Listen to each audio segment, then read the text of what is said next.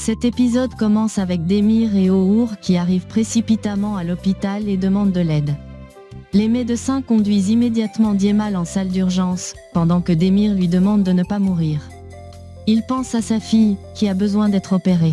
De son côté, Candan appelle Demir en vain au téléphone. À l'hôpital, Demir est très anxieux. Il ne veut pas que Djemal meure, car c'est la seule chance pour sa fille. O'Hour tente de le calmer, mais sans succès. Dans la salle d'urgence, on effectue un massage cardiaque sur Djemal, qui est déjà dans un état critique. À l'extérieur, la police arrive et demande les témoignages de Demir et O'Hour. Pendant ce temps, Faïk va voir Ahmed et lui demande s'il va bien. Ahmed lui avoue qu'il a tiré sur Djemal, et choqué, Faïk lui demande s'il est décédé.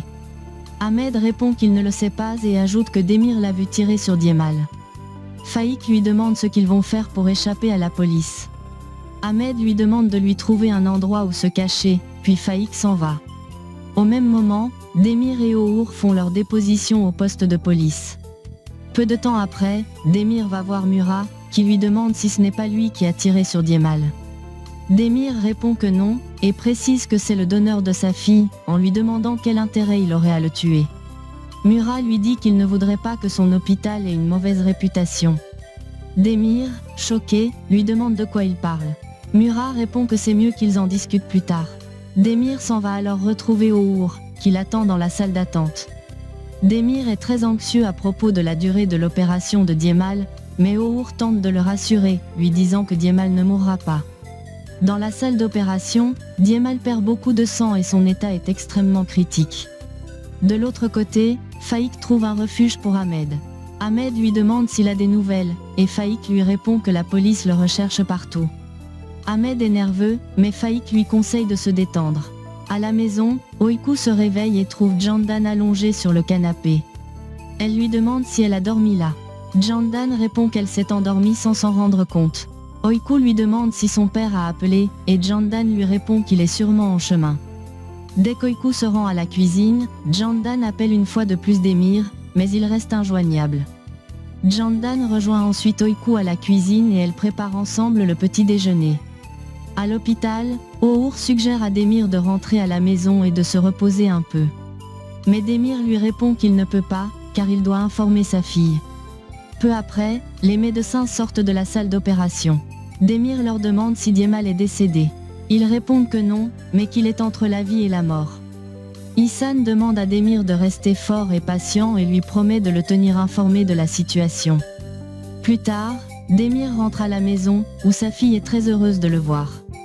Il va se changer et les rejoint à table, tout en cachant ses vêtements tachés de sang. Avant de sortir, Oikou lui demande s'il a rencontré son donneur.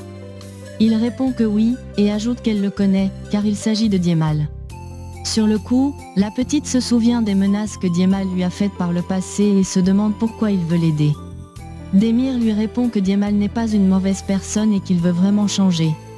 Oikou accepte ce que son père dit et décide de se préparer pour aller à l'hôpital. Mais son père lui demande de patienter et leur annonce que Djemal a eu un accident. Triste, Oikou, les larmes aux yeux, dit qu'elle ne guérira jamais et s'isole dans sa chambre. Son père la rejoint et lui demande de se changer pour l'accompagner à l'hôpital.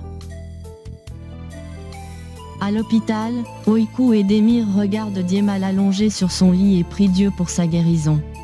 À l'extérieur, Candan demande à O'Hour ce qui est arrivé à Djemal, mais il répond qu'il ne sait pas. Au même moment, Demir revient avec Oikou et lui promet qu'ils combattront cette bataille ensemble. Il dépose ensuite un baiser sur le front de sa fille et lui dit au revoir pour qu'elle aille à l'école. Dès qu'ils s'en vont, O'Hour laisse Demir seul et rentre se changer. À l'école, Mert s'inquiète de savoir pourquoi Oikou n'est pas venu. Ilaïda lui dit qu'il est obsédé par Oikou, mais la maîtresse lui demande de ne pas parler ainsi et l'envoie au tableau résoudre une opération. Avant de quitter l'hôpital, O'Hour jette un dernier regard à Djemal et se souvient de leur jeunesse, où ils s'entendaient très bien.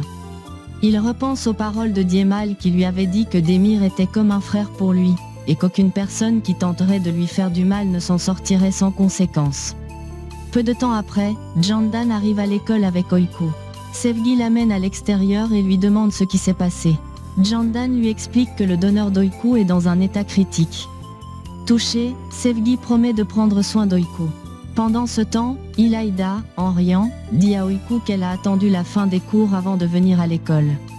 À la récréation, Sevgi va près d'Oiku, et Mert propose de l'emmener au jardin. Mais Oiku, d'un ton violent, répond qu'elle ne veut pas sortir. À la clinique, Mura vient voir Jandan et lui dit que la situation avec Demir nuit à la réputation de l'hôpital. Jandan est choqué, mais Mura lui demande de ne pas soutenir Demir. Il lui demande ce qu'elle fait entourée de tous ces hommes ayant un passé criminel. Jandan, surprise, lui demande ce qu'il attend d'elle. Mura lui répond qu'elle n'a pas besoin de Demir pour prendre soin d'Oiku et lui conseille de divorcer. Il lui demande de revenir à la raison et lui avoue qu'il l'aime beaucoup. Il lui demande de réfléchir, puis s'en va. Au restaurant, Demir confond les commandes des clients à cause du stress. Son patron l'amène à l'extérieur et lui donne des conseils. Il lui explique qu'il a traversé des épreuves similaires et lui demande de se calmer, car tout va finir par s'arranger. Il lui demande ensuite d'aller s'excuser auprès des clients, et Demir s'exécute. À la fin des cours, Jandan va chercher Oiku à l'école, l'amène acheter des livres de contes et décide de l'emmener déjeuner au restaurant pour changer son humeur. Pendant le repas, Oiku ne cesse de s'inquiéter de son état de santé et demande à Jandan si elle pense qu'elle vivra. À l'hôpital, Demir et Our regardent Diemal, se remémorant les bons moments passés ensemble. Demir, repoussant sa main, dit à Our qu'ils ne sont plus des amis. Our le supplie, mais Demir lui répond que leur histoire est terminée et s'en va. Our reste seul, tout malheureux. Il se souvient qu'ils formaient toujours un trio inséparable. Il supplie alors Diemal de guérir. De son côté, Diemal marche à l'extérieur, la tête remplie de soucis. En même temps, Sevgi, les larmes aux yeux, regarde ses photos avec Our. J'espère que vous avez adoré la vidéo. N'oubliez pas de vous abonner et d'activer la cloche pour ne manquer aucun nouveau résumé. À très bientôt pour d'autres histoires encore plus crépitantes. Shelly's Love, votre rendez-vous pour revivre les meilleures émotions des novellas.